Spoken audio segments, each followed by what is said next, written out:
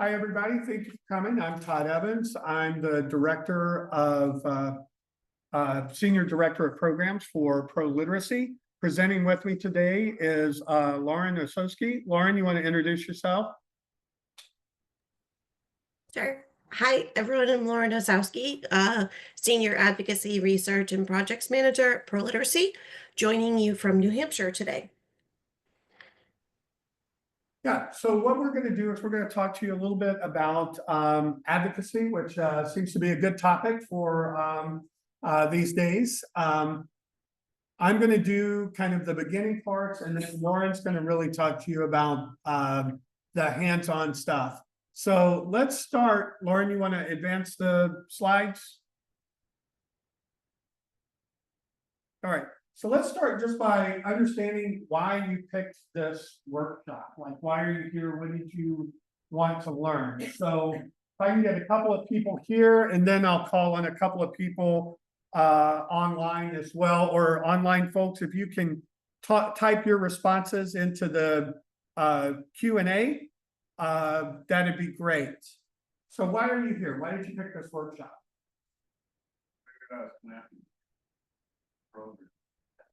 Okay, so back in the back, we heard he figured he's going to have to be pitching his program more intensely.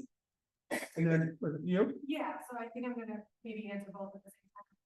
Sure. So I've done the first part of things. I've had my students write letters to their local reps. Mm-hmm. Kind of wondering what happens next. Okay. The next level of advocacy. And also if I can apply when our students are writing in this climate and are not super happy about identifying themselves, what are other ways to do it? Okay, great. So have already had the students writing their representatives, wants to know what to do next, and wants to handle the situation if the students are not comfortable identifying themselves. How do we handle that? All right. Who else? I don't see any entries in the chat. Oh, here we go. Somebody said afraid of losing funding. Okay, good. What else? A couple more. Okay, so trying to understand how to use advocacy to work with development. Okay, got to get the word out of what we do. Anybody else? Deborah, and then we'll go here.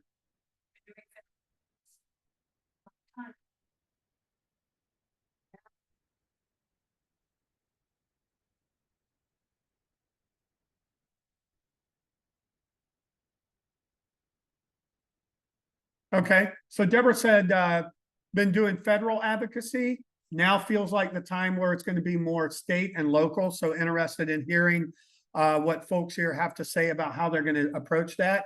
And then you had your hand up. Okay. Okay. Right. So I think a good one to wrap up on. If we don't fight for this, who will? We have to fight for our students, fight for the resources that they need. All right. You want to go to the next?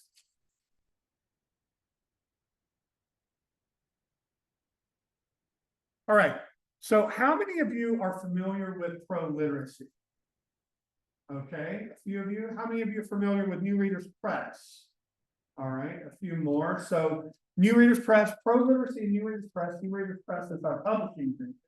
But we are a international nonprofit adult education organization. We operate in about 30 countries around the world, as well as here in the U.S., where we have about 1,000 programs in our membership network and have about 5,000, 6,000 programs that we work with, if you include folks that are New Readers Press customers and use our instructional materials. So a lot of the work that we do, especially on our program side, which is the side that Lauren and I are both operating on, is really around building the capacity of adult education programs to provide instruction and to transform people's lives and the communities around them. So we do that through instructional materials. A lot of those are through New Readers Press, although on the program side, we also develop some instruction materials. We do a lot of professional learning, webinars, online courses.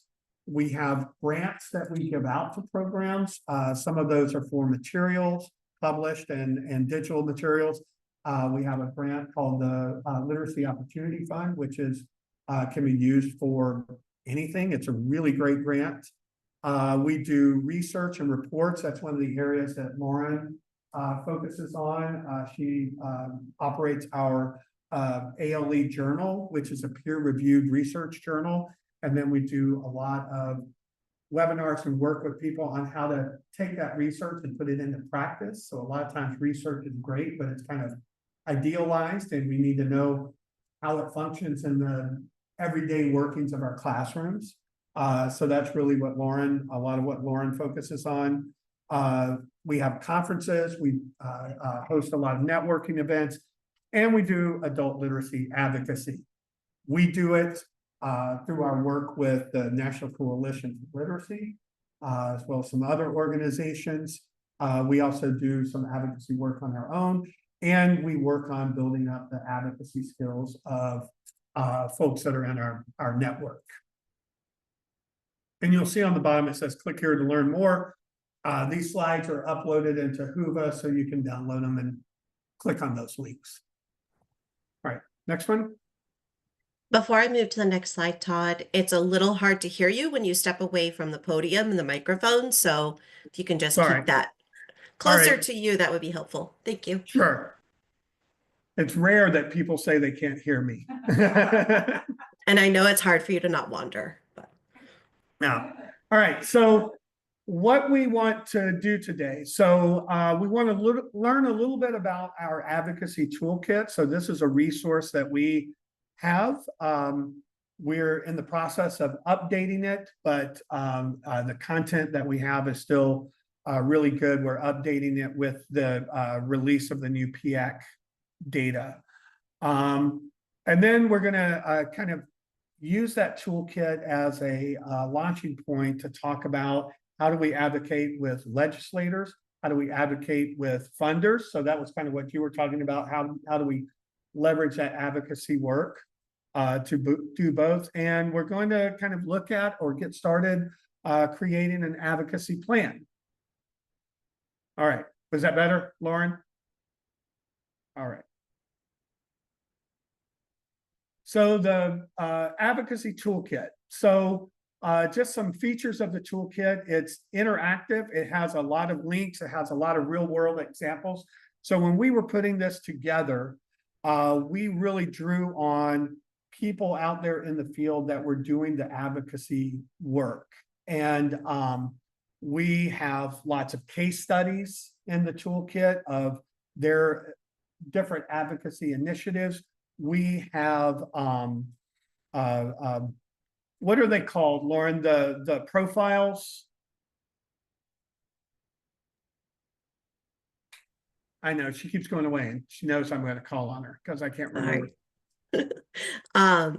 Yeah, the profiles, case studies, examples. Yeah. All sorts of different things. So we have like these really nice templates, profiles for your organization. So you can just fill in the information with stories from your students. It gives you ways to visually represent your data, connect it to the PIAC data. So you can do kind of overall, you can do in your state, you can do within your local program.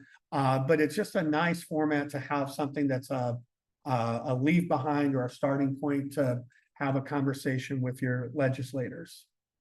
And right now, as we are working on revising it, it's kind of a downloadable PDF. So we're working on making it more an online resource hub. All right, so part one in the toolkit is really a section about effective advocacy using the PIAC data and the county and synthetic data. So we want to be able to describe the scale of the issue that we want to bring people on board and take action to support us in solving. But a lot of times that data can be dry right? It can be not necessarily presented in the best way. So we've got a whole section on how to make that data more appealing, more visually appealing, more focused, to help you kind of be able to present the scale in a way that's compelling. The next section, I apologize, I'm moving away from the microphone again, is around developing the messaging and the ask. So once we have the data, we've got to figure out what we want the people that we're talking to actually do. So advocacy is part of advocacy is having a call to action for people. You know, we need to be able to tell a legislator or a funder, this is what we're asking you to do. So how do we craft that message and how do we get to that ask so that they understand and have a clear understanding of what we're asking them to do? Next, how do we advocate with state and local legislators? So we focus on that state and local level as opposed to federal legislation. So there's some good examples and case studies in there about how people have done that, how to craft your message, how to understand the kind of timing of the legislative cycle and the funding cycle, and when you need to do what. Go ahead. How do we advocate with donors, foundations, corporations? So the people that we're asking for funding, that's a different ask than for legislators. They have different things that they're in control over. So how do we alter our message and alter our ask so that it's something that they can do and come on board and support us in different ways? And then we have a kind of an appendices of resources. So the case studies, we have data tools from the PIAC. We have kind of checklists. So if you're going to meet with your legislator or with a funder, these are the things I need to have done ahead of time. These are the things I need to carry with me, those sorts of things.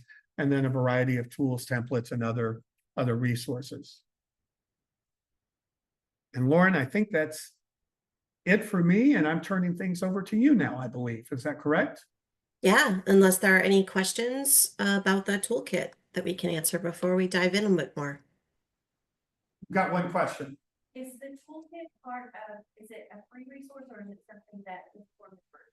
No, it's a free resource. It's a free resource for everybody. I'm glad you asked that because that's an important point to make.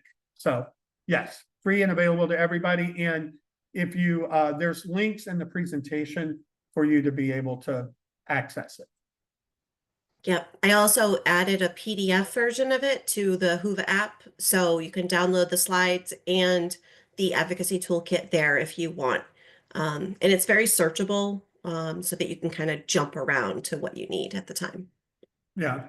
And there's a good table of contents that can help you kind of identify where you need to go. All right, Lauren, I'll turn things over to you and I'll watch for questions and such. Okay. All right. So the first thing we're going to talk about is advocating with legislators. And this could be legislators of any level. This could be state, local, or federal officials. Really, how you craft your messaging is what you want to focus on, but the process of crafting it is really the same. And so we're going to walk through some of those steps, and then we're going to put this into practice a bit later. So one of the first things that you want to do when you're thinking about crafting some kind of advocacy messaging is to use data. Data speaks to things in a way that a story can't, and it's important to combine them. So you have to think about what data you want to use as the backdrop of your story. What is going to illustrate the issues that you're trying to address, that you're asking for funding for, or whatever your ask is. There's a variety of data sources here that provide kind of that national level data. The Barbara Bush Literacy Gap Map is a great tool to drill down to the county level and state level and compare data there. And then don't forget about your program data that comes specifically from your years and records and resources, or other data that comes from your state or region or county. All of that comes together, and it's a good idea to gather data that might be useful for you in telling your story, and then have it available in one place so that you can just pick and choose what you want to include for a particular ask at different times. And all of these are links. So when you get the slides, you can go into any of these and drill down and get some data that's relevant for your program. Lauren, we have a question from Deborah, and then I have a comment to add too. Go ahead. Yeah.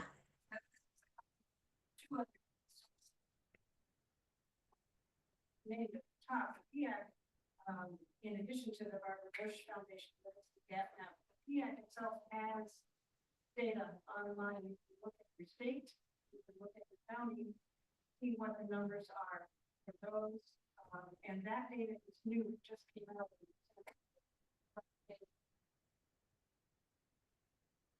Yeah, the other one is as data.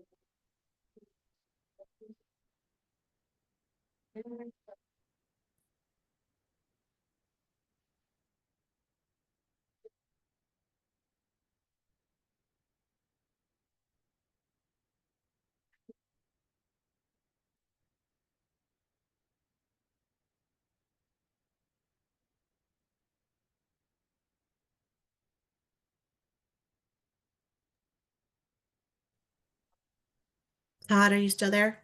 We can't hear Yeah. anything.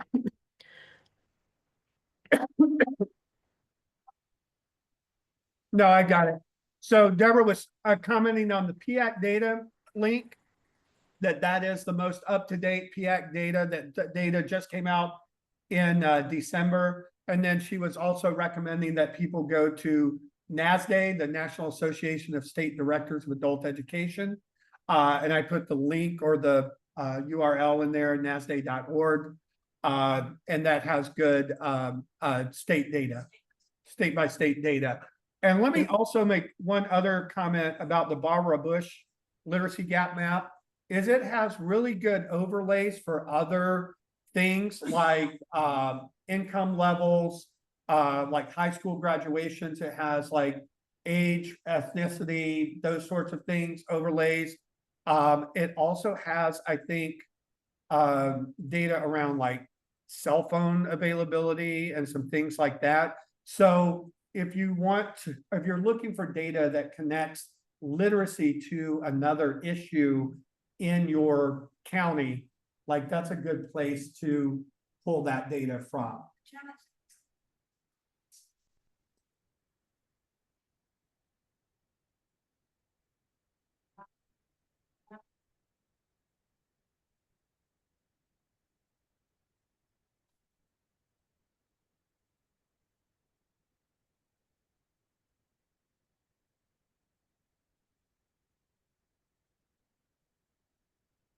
Is there another comment in the room? It sounded like someone started talking.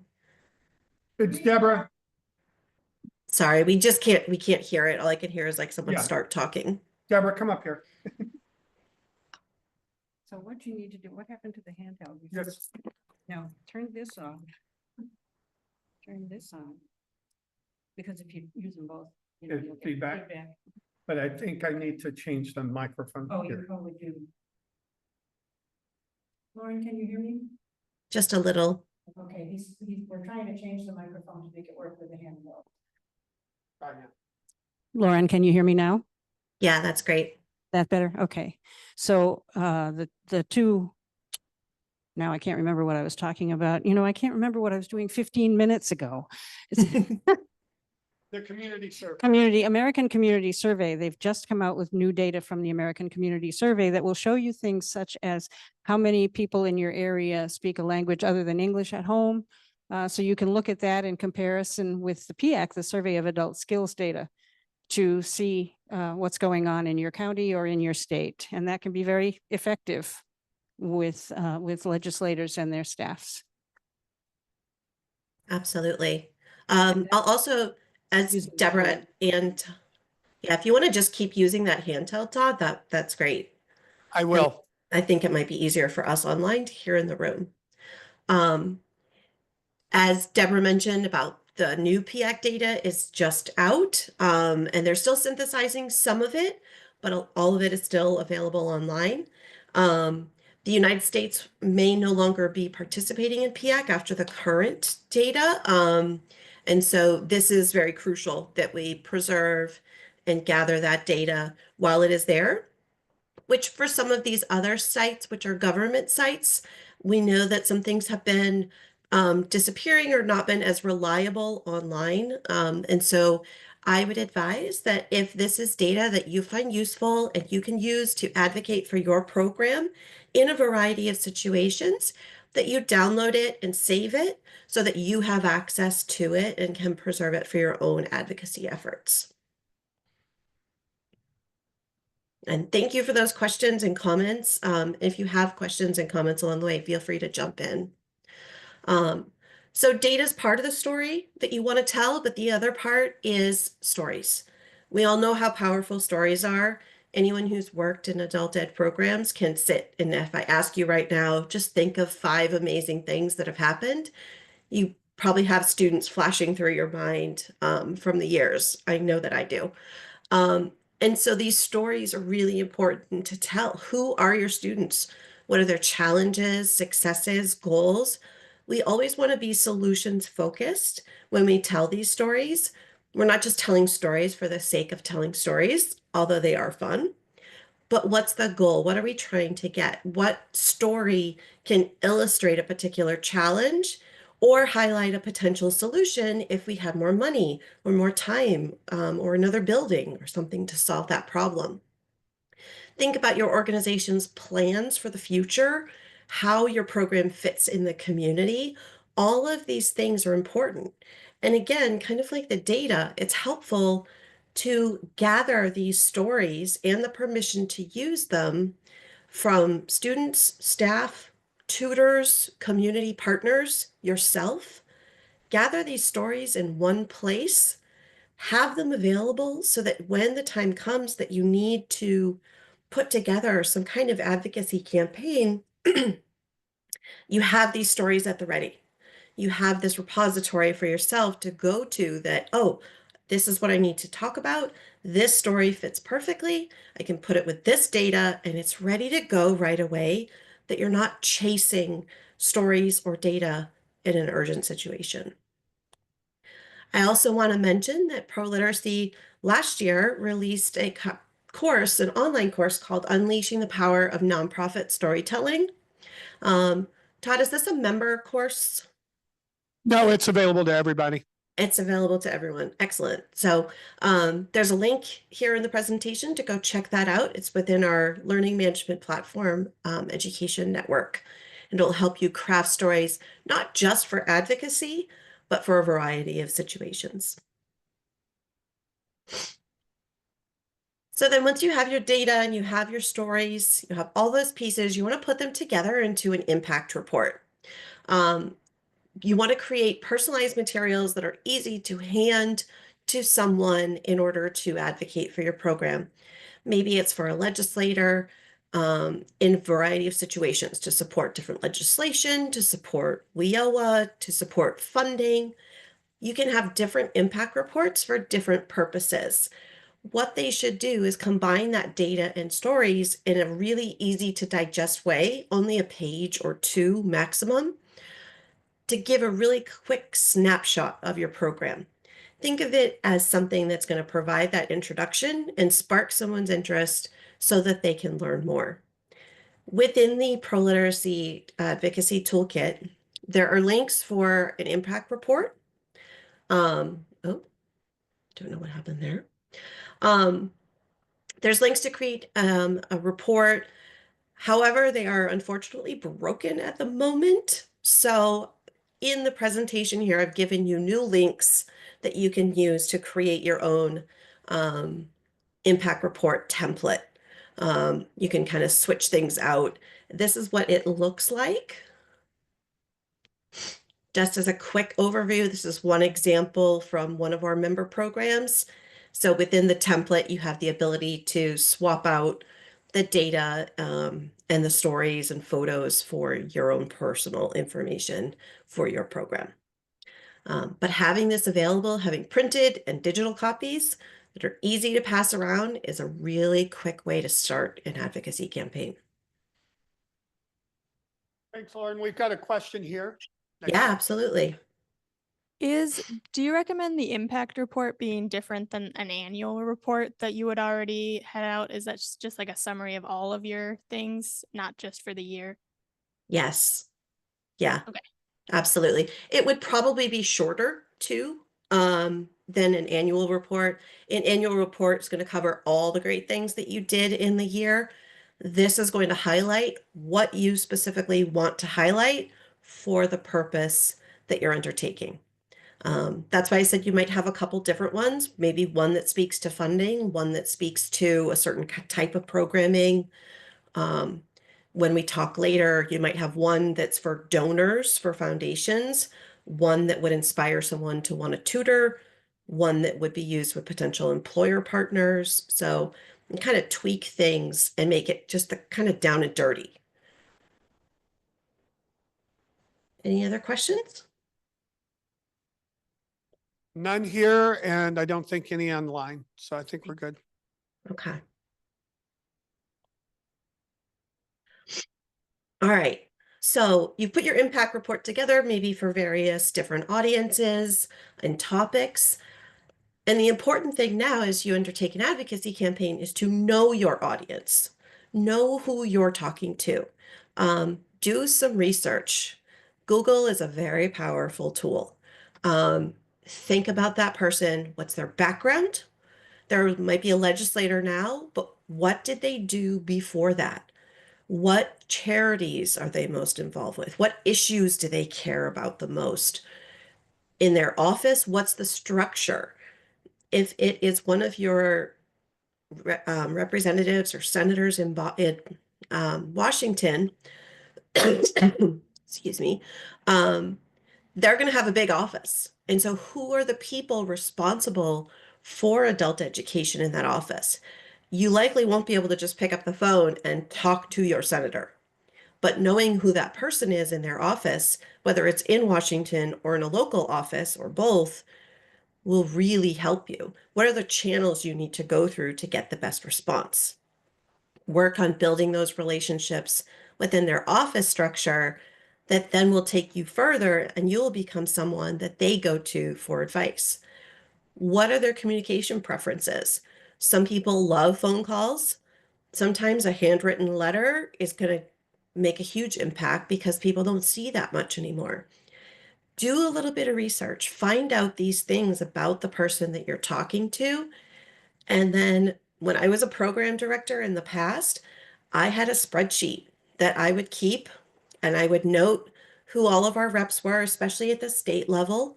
New Hampshire is a weird state, and we have like the third largest legislature in the country. So, or excuse me, in the world. So I would note all of our legislators that we worked with, and when we talked to them, what they cared about. It just helped me kind of track my own contact with them and remind myself what they cared about, where I'd last talked to them, and those kinds of things. So do your research, keep track.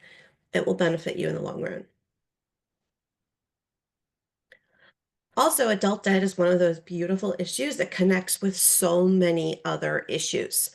Thinking about the issues that might be key to your legislators, most likely adult education is not on the top of their list. And that's okay. We understand. But workforce might be. Corrections reform might be. Family dynamics might be.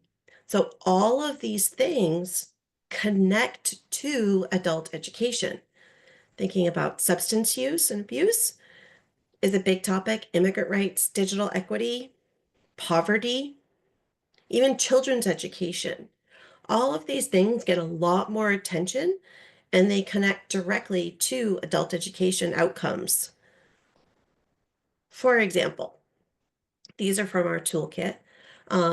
The greatest determinant of a child's future academic success is the reading level of not even just their mother, but their primary caregiver, their primary parent. There is no greater determiner.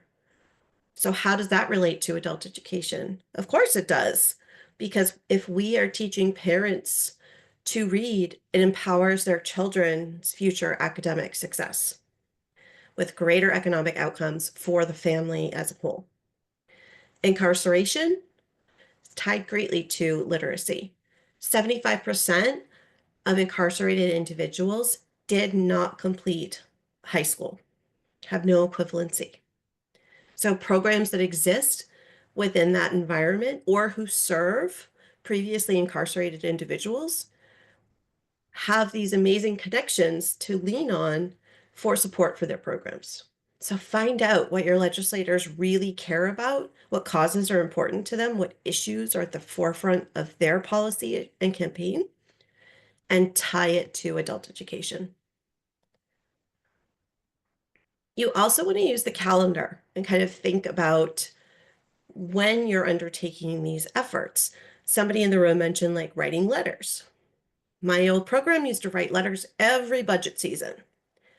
Well, the time to write budget letters is not November. The time to write letters in favor of budgetary support is about February or March. That's when the budget process is starting, maybe January, if it's looking to be a dicier time. June is the time that the budget is starting. So that's the time to say thank you for supporting. So knowing kind of where things are happening, what the process is, helps you to connect your messaging to what's going on in the legislature at the moment. And then all of these things, knowing that calendar, thinking about the process of the election, the budgets, how bills become laws with the hearings, everything that they go through, all of these are wonderful lessons as well. What greater way to teach students about the process of how a bill becomes a law than how the budget works, right? Goes through this process, the governor releases it, then it goes to the legislature, it goes to the committees, they debate, they bring it back. All of those steps teach students about this excellent civics lesson of how their government works, and it involves them in the process. And if you have them write letters, it shows them that their voice matters. Their voice is important as a constituent. So all of these things make fantastic lessons and involve students. And when we talk about this, there was a great question at the beginning about, okay, we wrote letters, what's next? Well, that's what this is about. This isn't just a one-time thing. We're working on building relationships. That's really what advocacy is. It is building a lasting relationship and connection with someone so that they know what your organization's about and what it can do for them, for the community, and beyond. So think about this in terms of about 4 contacts per year. And that's a minimum. You might have legislators that are much more involved in your program. In my former program, we had 2 legislators who were tutors, which was fantastic. We've had legislators that were board members. A legislator worked at our local library, so we knew them very well. But minimum, think about 4 contacts or so. So it might look something like this, but make it work for you. Make it make sense for your program, how things flow throughout the year. Something like supporting adult ed in the budget, doing a student letter campaign in February. In May, inviting legislators to graduation. Everybody loves graduation. They love to be seen there. Everyone has a great time. The stories are incredible. And they're going to go and tell 10 of their friends or colleagues about how amazing this adult ed graduation was. Maybe sometime in August or so, you send an annual report, or maybe just an impact report if you're still building a relationship. And then November comes around, and it's a congratulations on winning the election. Could also be holiday wishes. We've sent Christmas cards to legislators and the governor in the past. Whatever works for your situation, for your program. But thinking of about 4 ways to just check in. That way, it keeps you on their radar. They know that you're out there, they know the work you're doing. And if something happens that you need to call on them for some urgent advocacy effort, you don't have to go back and explain who you are. you've already built a foundation, right? We don't want to just call the fire department and ask some people with hoses to come over when it's on fire. You want to build up that department over years with training and equipment and all of that. Think of advocacy in the same way, right? We're not just going to call when things are on fire. We're going to call and build this up with them as our partners. So all of these tools and things come together to craft that ask. You're targeting the right person. You're going to do your research about them. In your ask, be reasonable and specific, right? If you just ask for more money, well, what does that mean? Is it 5% more? Is it 10% more? Is it 50% more? Be specific, but be reasonable. They're not going to double your budget. That'd be great. We probably deserve it, but it's not going to happen. So start small and then ratchet it up over time. Maybe it's a 5% increase or a 6% next year, 3% this year, whatever works. But be specific and also be concise. Think about your partners too. Conflicting advocacy campaigns can be detrimental because they can make one party look bad. So try to time your messaging, coordinate your efforts with your partners and those that you're working with. And also remember, it's not always about money. Sometimes it's about time. Sometimes it's about come to this breakfast. Sometimes it's about energy, or it's about, hey, you know this person, can you introduce me to them? It's not just about money. It's really those relationships. And just never be afraid to ask. The worst somebody can say to you is no. And if they say no, you're no worse off. But they might say yes, or they might even say maybe and work with you on a potential solution. And lastly, this is so crucial, especially right now, don't do it alone. There are people out there that want to be involved and want to build awareness and spread positive messages about the work that you're doing. Find those people. They are your champions. Help them coordinate things. Give them the tools they need to succeed to speak on your behalf. Especially with students, tutors, empower them to do this work, and they will take a tremendous load off of your shoulders. You're not in this alone and not responsible for doing it all. There are people out there who want to work with you on it, and find them. Especially volatile times that we're currently in. It's a time when people reach out about things they care about and they want to share messages. So do that. Share these things with the people around you, your partners at your program, and also outside. Think of your partners in the community.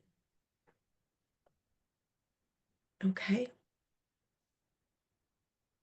All right. Before we move on to thinking about donors and corporations and things, I just want to address a couple of the questions that came up that we didn't specifically have information about in the slides already. One of the questions was about letter writing campaigns and having this be a time where students may not feel comfortable sharing their personal information. This is something that can happen anytime for a variety of reasons. A student may not want to give their personal information to a legislator.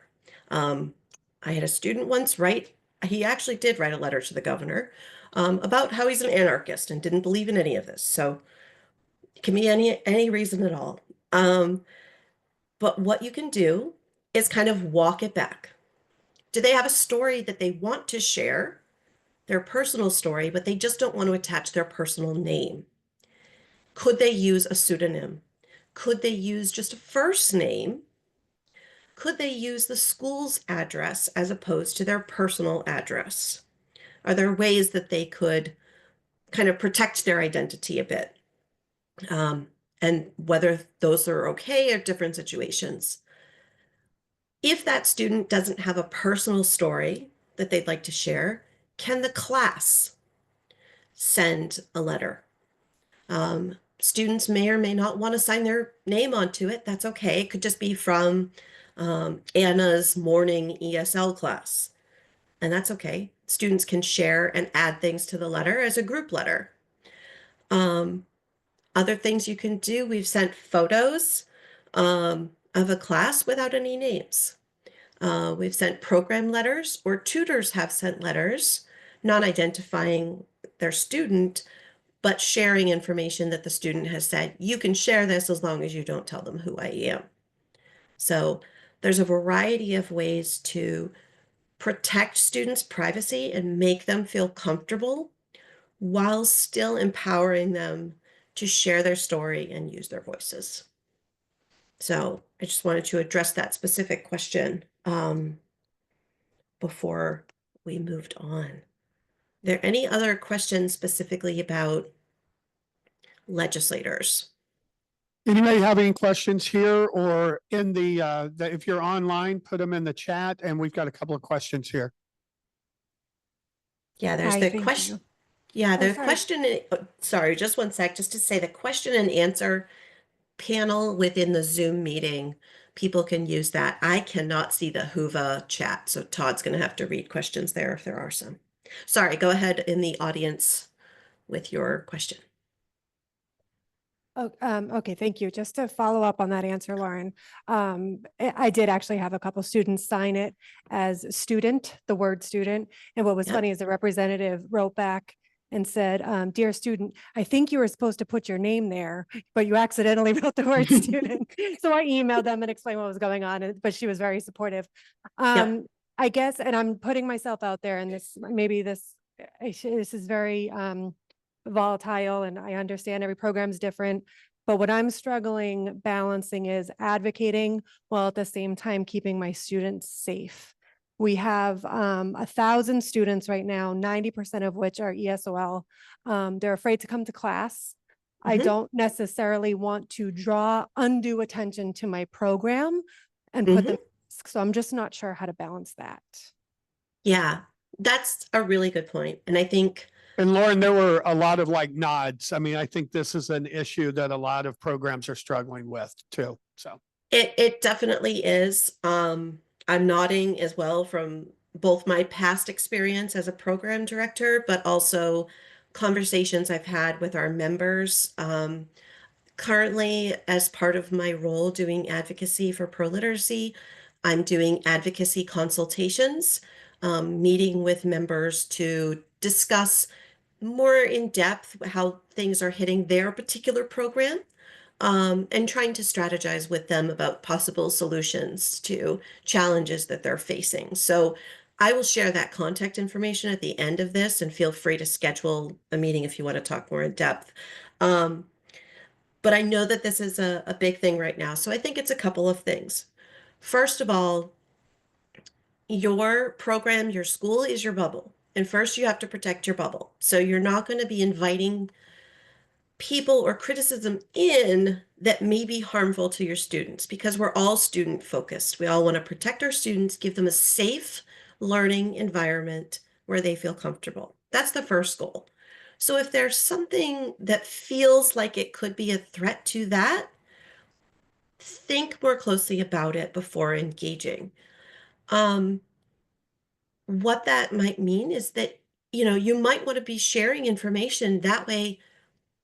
Sometimes we think about it in the way that if you don't say anything, then other people are writing your story. So what is a safe way that you could get your messaging out there about what you are doing that is true and factual and serves your community? So you want to make sure that you and those associated with your program are telling their story, telling what the reality is, and the good work that you're doing. On the same front as you kind of protect your students, there were certainly over the years, for a variety of reasons, but it fits with this scenario, with our legislators, by doing my own research as a program director, there were certain students that I may be encouraged to write to different reps and not others, just for a variety of reasons. Um, my student I gave the example who said he was an anarchist, he was willing, he felt so strongly about his program that he was willing to write to legislators even though he didn't believe in government. I knew that that was an appropriate letter to send to a couple of our legislators, but maybe not all of them, because of the response I might get, the harm that could potentially come to him, or questions that might invite. And it's okay to do that. It's okay if you know you have a very good relationship with a legislator, a topic that might be a little more charged at this moment, but you know them, you know how they would respond, you know it's safe for a student to write to them, then you go ahead and have them write to that one. It's okay to kind of pre-select and still involve students. It's also okay to have students go through the effort of writing and not send it. So protecting your bubble, this is where doing your research, knowing what's happening, having written policies and good communication within your program makes everybody feel a little more comfortable. And if you want to talk more specifically about that in your program, definitely reach out and schedule a meeting. We can chat more. Lauren, if I could add a Yeah, little go bit ahead. to that, the point you made about advocacy not being a one-time thing, that it is not just cyclical during the year, but it's about building a relationship with all of these different legislators. If you keep that in mind and you understand that what I'm doing is building a relationship, as you build that relationship, you'll have a better understanding of what you can say to a legislator and what you can't. And as Lauren said, who are the students to write to this legislator and what the message needs to be, and who are the ones that can write to this one. So especially in the environment that we're in now, that ongoing development of that relationship is really, really important. So kind of viewing it as an ongoing effort. We have a couple more, Kieran, then to you. Just going off of that fear that a lot of our programs are facing, have you found success in organizations going as a coalition of people without using their name and just getting adult education funding? Or is it really just that name recognition that is effective? No, the coalition can definitely be powerful, especially if the coalition presents itself in a way that demonstrates its scope. We recently worked with some partners in a particular state on an effort, and executive directors and board members from, I think it was 18 different organizations within the state signed on to the letter. But they wrote and presented one letter together. That was very powerful because they were demonstrating the scope of what was covered under this letter. So, you know, if you are sending something and it's on behalf of this many students, this many programs, if you can demonstrate that, it's definitely powerful. Otherwise, it could just be seen as, oh, it's, yeah, support this, okay. But if you're all on the same page with your messaging and you present a unified front in that way, it can definitely be powerful, even if it's just one letter from the school and all the students.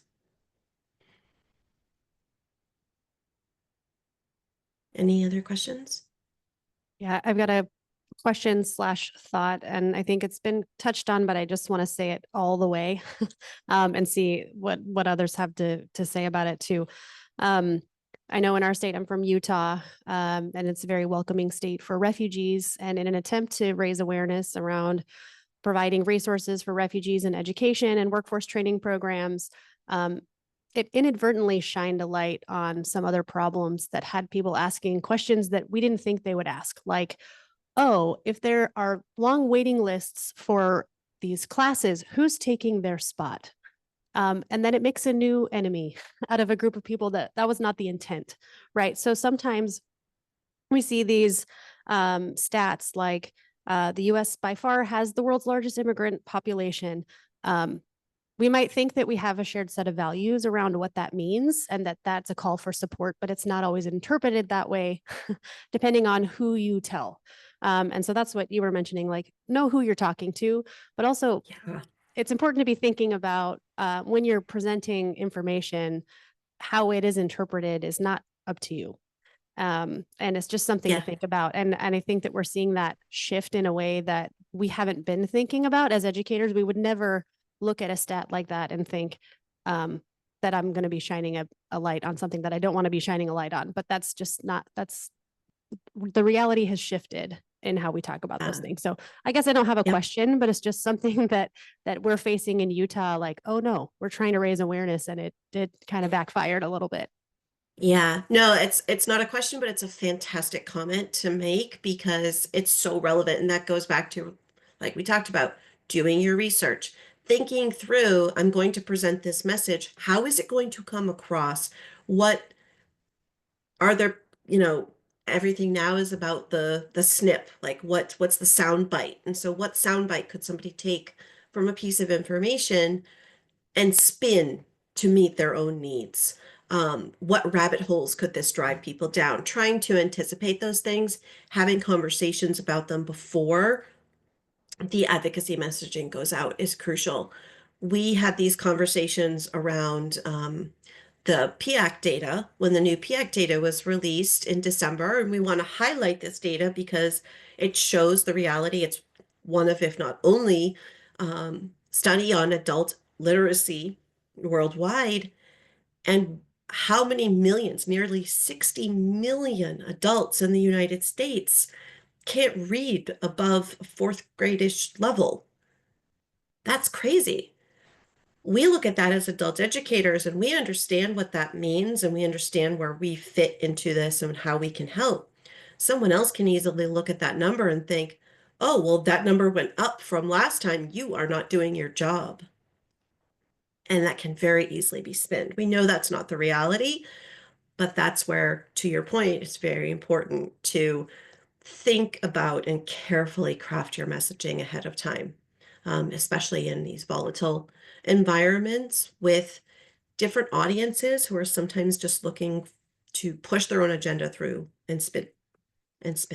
So, yeah.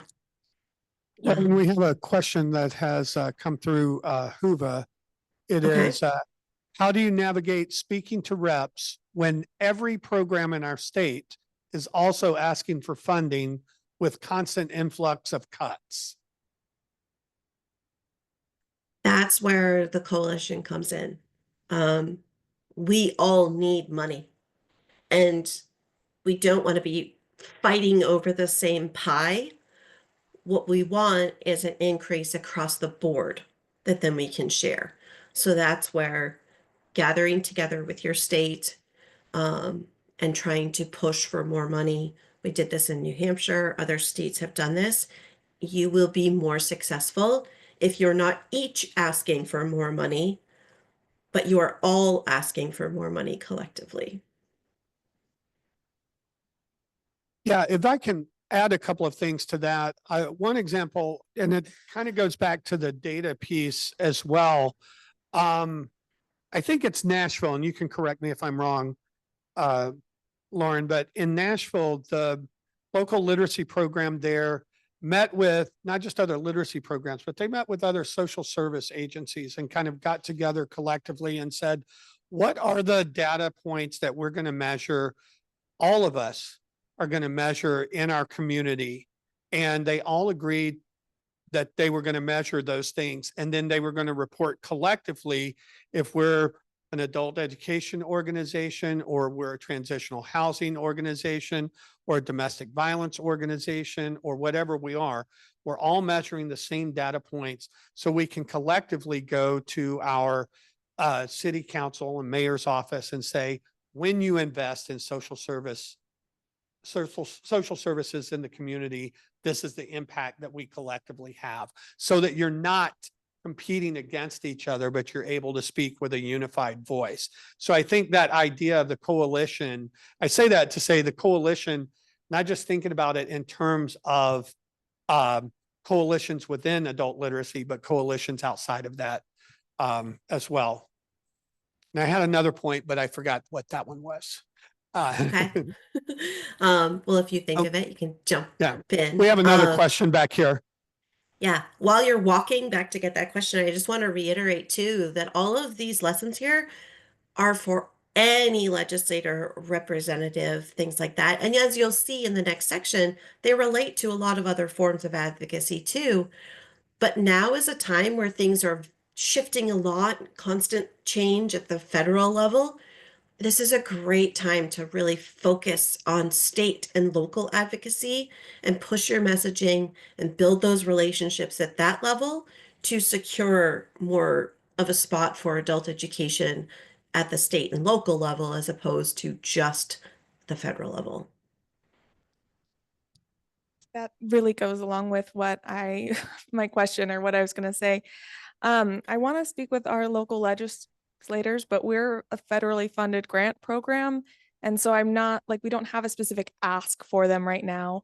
I can give them information on our program. I can educate them about our program, but I still want to have some kind of like a call to action or purpose for them. So they're not like seeing this and being like, well, here's an info sheet. Why am I seeing this? Why should I care? This isn't a state funding issue. And so Yeah. I don't know what my I guess, is with the state. Yeah. So Service part of provider, like, do you provide services, or are you a coalition or like serving service providers? GED service provider. Okay. Yeah. So first, I would say this is where your research comes in. Find something they care about and make that your ask. Think about, let's see.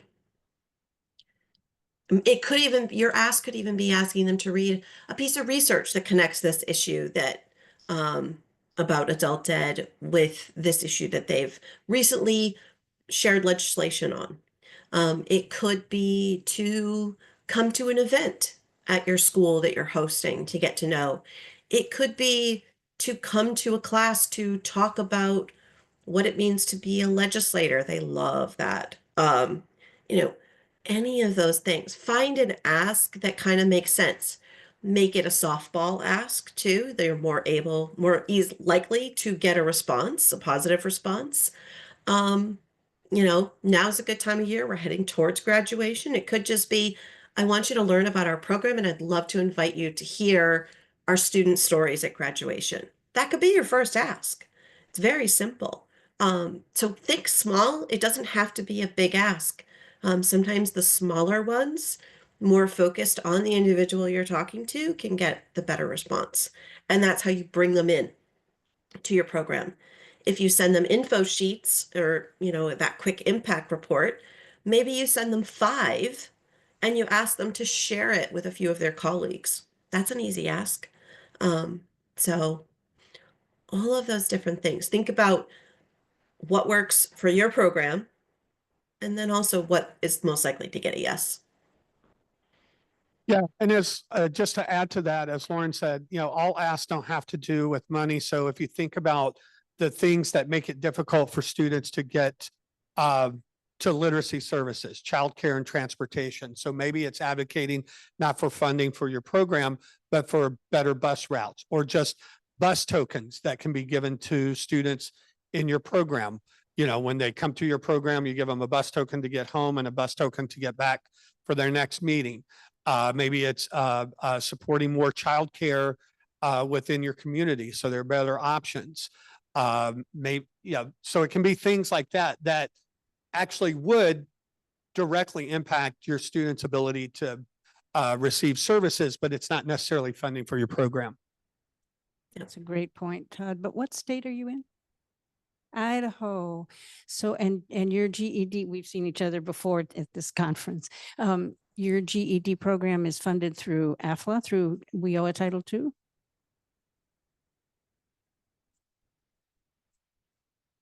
Okay, because I was going to say, if you're funded through AFLA, if you're funded, federal funding comes through WIOA, then your state has a requirement for a state match. And that's where you need to talk to your state level legislators about what your state match is and or isn't, and what it could. Now that's on the assumption that we're going to continue to have AFLA funding, which, we'll see.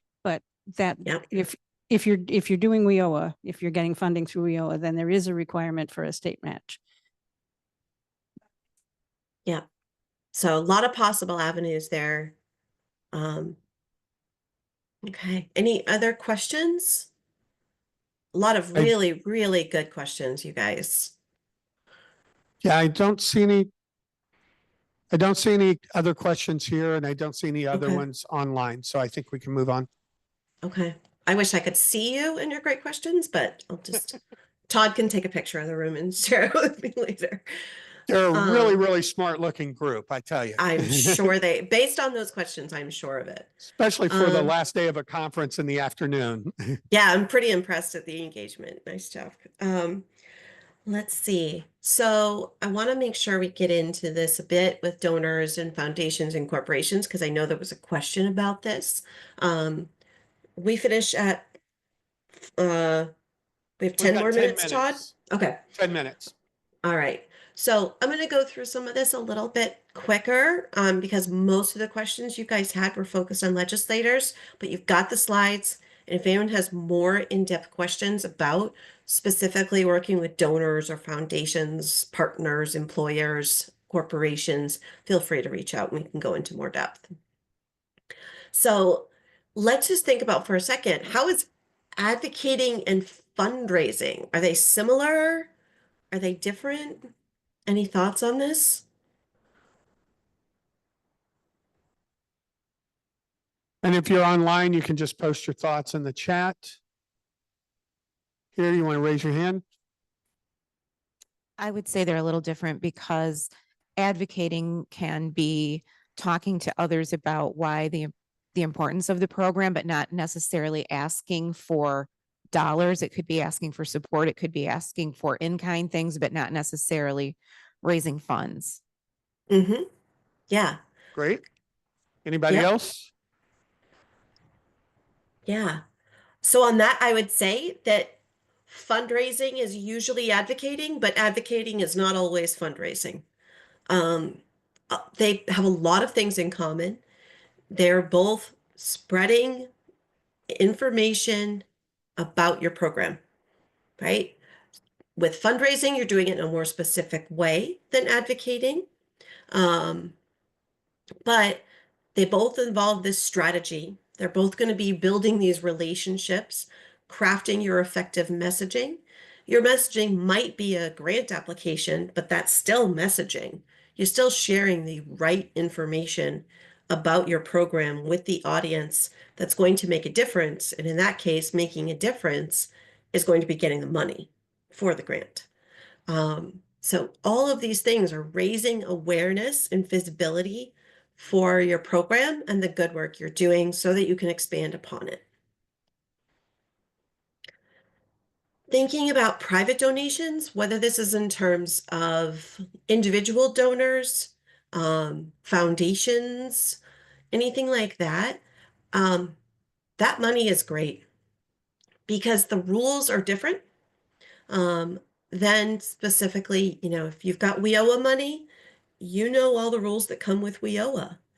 Grant rules or donation rules specifically are different.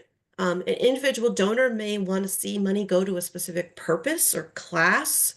We had a donor that used to give $500 to our tutoring program to buy books every year. That was the only stipulation. Has to be for money only for the tutoring program for books. But other than that, usually the rules are not as strict as other money coming in. It also, you have this possibility for developing this long-term partnership and relationship. You may be able to get in-kind contributions. Many donors are involved in other ways, whether it's tutoring or supporting other fundraising efforts, serving on boards of directors. It really creates this culture of giving within an organization. So someone might be involved in the board and then they do something else. We had a board member who joined because it was a community partnership. She joined the board. She started seeing that we serve coffee, so she started bringing us coffee supplies. Then she started supporting our fundraisers. Then she started bringing her friends to tutor. It was just a win-win for everybody. These relationships build and they provide the organization with more and more resources to be used. And really, that braided funding, when you have funding coming from different sources, it creates sustainability for your program. When money is coming in from all these different places and you're putting it together to serve your students in the best way possible. How do you find these donors? You might be lucky enough to already have some. But if you need to find some, thinking about the small donors, you can organize different events, whether they're online or in person. The pandemic opened a lot of these doors and crowdfunding options and things like that. Think about social media and engagement. Bring in people to help with that. Ask your students to get involved in that way.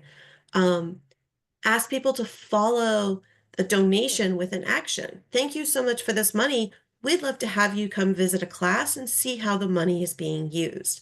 By engaging more with people, it helps to build that relationship and engagement and ratchet it up over time.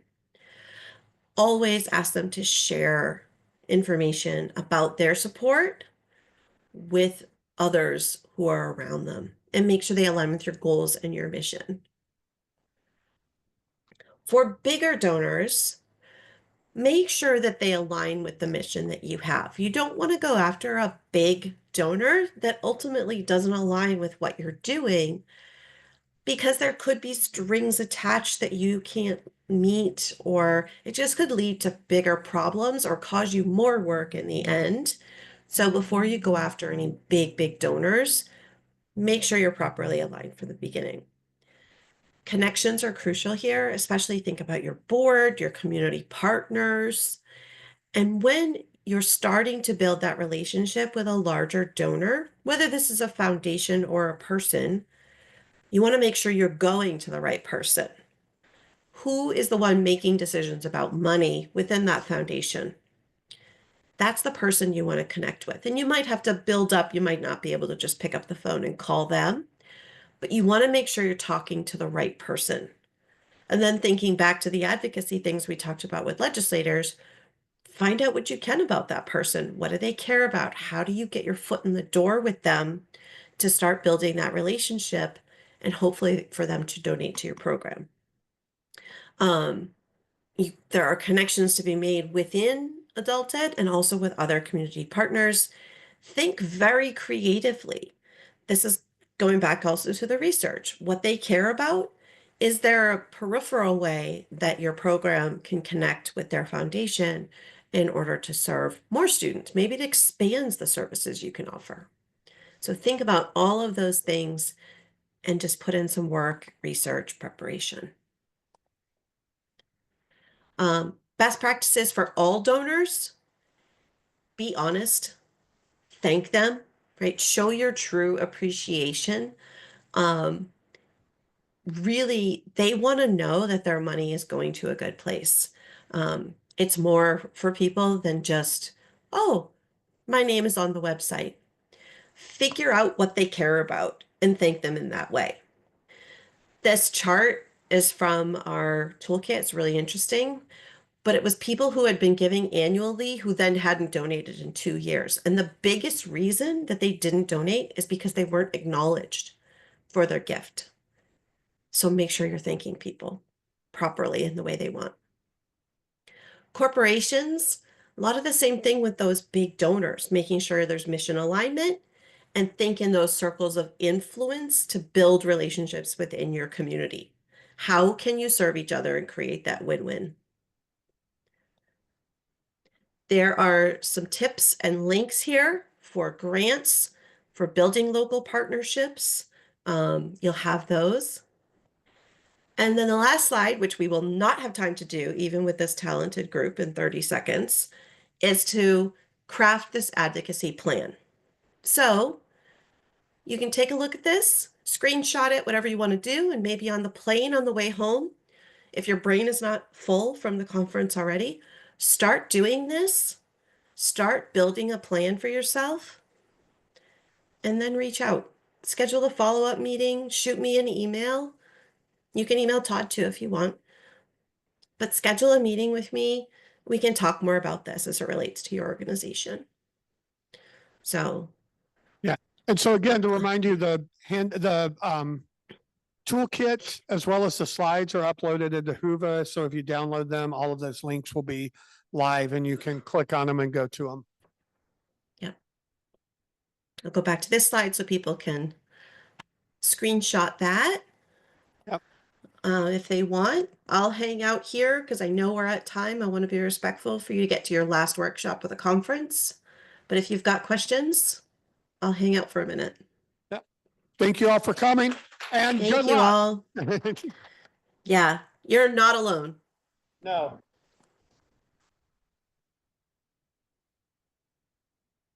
If there are any final questions, come on up to the mic. I don't see any final questions. Okay. So I think you're good. Okie dokie.